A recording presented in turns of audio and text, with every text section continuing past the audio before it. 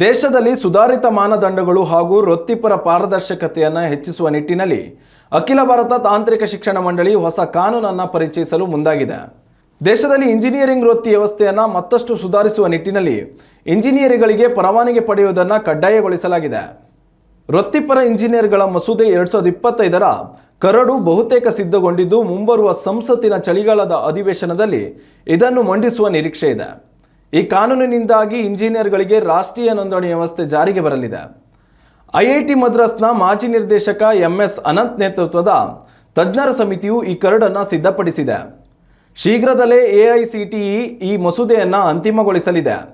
ಅಲ್ಲದೆ ಸಲಹೆಗಳನ್ನು ಚರ್ಚಿಸುವ ನಿಟ್ಟಿನಲ್ಲಿ ಮುಂದಿನ ವಾರ ಸಭೆ ಕೂಡ ಕರೆಯಲಾಗಿದೆ.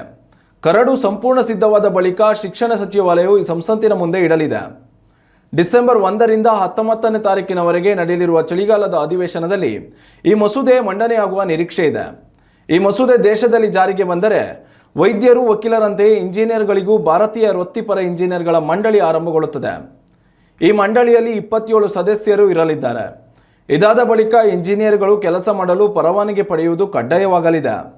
ಶಿಕ್ಷಕ ವೃತ್ತಿಯಲ್ಲಿ ಮುಂದುವರಿಯಲು ಇಚ್ಛಿಸುವ ಇಂಜಿನಿಯರ್ಗಳಿಗೆ ಈ ಪರವಾನಗಿ ಅವಶ್ಯಕತೆ ಇರುವುದಿಲ್ಲ.